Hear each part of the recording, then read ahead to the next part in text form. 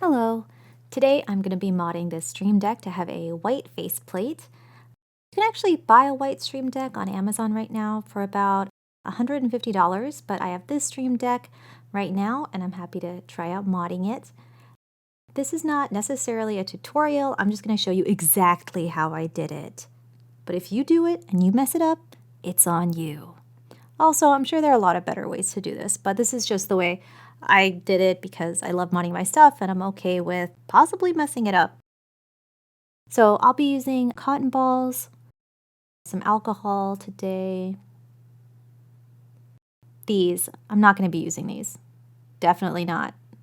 You'll see me using those later, but it's not great.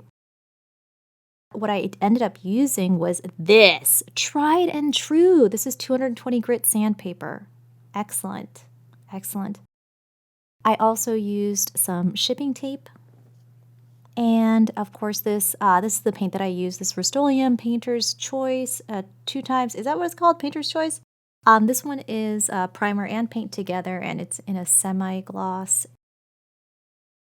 Finally, my respirator. I just wear this whenever I'm dealing with chemicals or if I'm going to be throwing up a lot of dust. It's pretty good. Why not? Be safe. All right, enough of that. The first thing that I'm going to do is remove the faceplate. When I first started thinking about how to get into this, I was looking at these little feet at the bottom and I thought if I can get these off, then I'll probably find some little screws underneath and I'll be able to get in that way, but that's actually not the case. These are just held on with adhesive, so if you remove them, there's not going to be anything underneath. What's actually holding this together are 3 clips on the top of the Stream Deck, 2 clips on the bottom, and a long strip of strong adhesive along the bottom edge. The clips are very low profile, so as we pry off the faceplate, you don't have to worry about breaking them, especially if you're only fighting against 2 of those clips, which are on the bottom. I'm putting my thumbs in the buttons and my fingertips on the edge of the faceplate in order to pry it off, starting at one corner and then moving on to the other. You'll actually see a small scratch here on the base of the Stream Deck because I tried to use a pry tool before and it didn't work. But I popped it off here. It's actually easier to pop off for me because this had already been removed before. I removed it before making the video. The other reason why I recommended pulling it from the bottom to the top is not just that heavy adhesive, but this copper piece right here.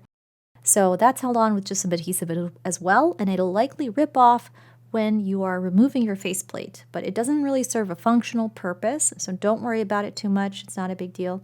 I'm going to keep it around because I like to try to keep my devices as intact as possible, even though it's a little piece of foil. I love it, okay?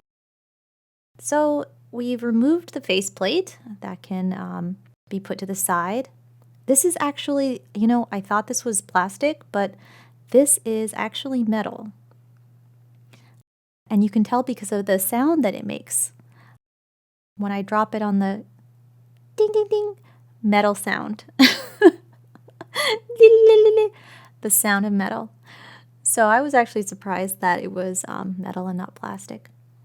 All right, so it's time to get this scuffed up to create the best possible surface. Just increase the surface area so that our paint will be more likely to stick. This sponge.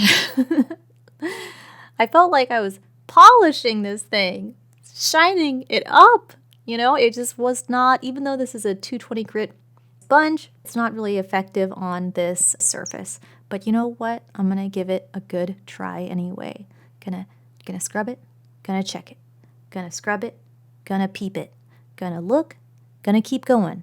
How long will I try? But that being said, I do think it's better to err on the side of caution and use something that isn't that great than, and it's too soft, too gentle, than it is to go ham on something that's incredibly abrasive and you end up getting gouges and stuff. So I'm glad, even though it didn't work out, I'm glad I tried the purple sponge first because I never used one of those. I wanted to try it out anyway. So I'm sure I could use it for other projects, but in this case, poo-poo. Okay, so here we go. I'm finally bringing out the sandpaper, and it is already bringing some nice scuff marks. Not deep scratches, but it's mattifying the paint.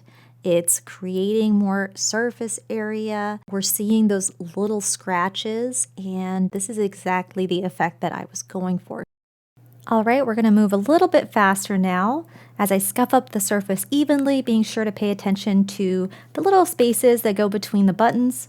Here I'm noticing the logo is actually debossed. It sits at the height of the bare metal and the paint creates a level above it. So I'm interested to see how that's going to look after it's painted. Speaking of paint, welcome to my spray painting alcove.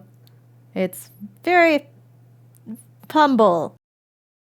Okay, it's time to do final cleaning and prep before paint. I've already washed this with soapy water and dried it. I'm going to be going in with rubbing alcohol and then using some tape wrapped around my hand with the joint on the back so that it doesn't come off when I'm using it. And what that does is magically gets rid of any bits of dust or debris or cat hair, which inevitably gets everywhere. I love doing this with all of my projects that I have to make dust-free. After that, it's finally time for paint. You want to make sure that the paint that you're using is appropriate for the material that you're using it on. Make sure to read all of the instructions before you start. And when you're painting, you want to start before your subject and end after it. Don't start by spraying directly on the object if you want the most even results. I'm also doing this outside and using a respirator, and I highly recommend safety gear. It's good for you. Here we are testing out our spray paint. I'd already shaken it for about a minute, and we're going to go in for the first coat of paint. There we go, and it's bad. Yes. Let's try again. That's a lot better. I was really nervous knowing that I could not film the first coat twice. So there you have it. That being said, I'm very glad that I captured it because mistakes happen and we can fix them. Especially with spray paint, it's super forgiving and you won't even be able to see those spots after we add more coats. And even if I did make a huge mistake, we would just wait until the paint dried, sand it down, and try again. It's really no problem. I also did a lot of this, just close staring in between coats of paint. I ended up doing about 4 coats, keeping the can at least 10 inches from the subject and waiting a few minutes between each coat.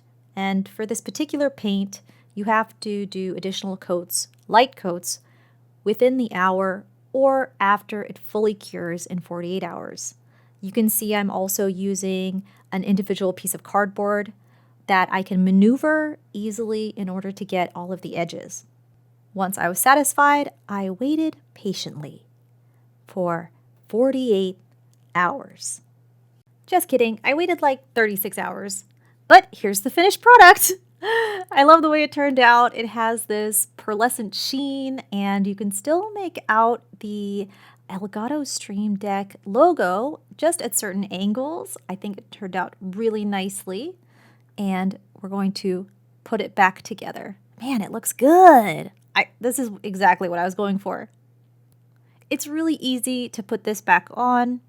I even put that copper piece back, but you really don't have to. All you have to do is match up the 3 protrusions on the base with the 3 depressions on the back of the faceplate, and then just hinge that down towards you with just a little bit of pressure to make it flush with the bottom clips. Then you're going to press those into place and you'll get a couple of really satisfying clicks if you've done it right, and then you'll know that it's all back together. Here it is. And last thing is to turn it on. Let's see how it looks. Ta-da! Nice! I'm really happy with it. And it was really easy. I'd never done that before, but I'm so happy I did because I really wanted a white Stream Deck, but I didn't want to buy a whole new one when I already have one that works just great. I really love the Stream Deck that I already have. The only thing I would add to it is maybe a few coats of clear coat with a satin finish for some extra protection for that paint. But for the time being, I'm going to leave it as is and see how it holds up just with the spray paint itself. I can always add clear coat later. Thank you so much for watching. I hope you found this video helpful, informative, or entertaining, and I'll see you next time.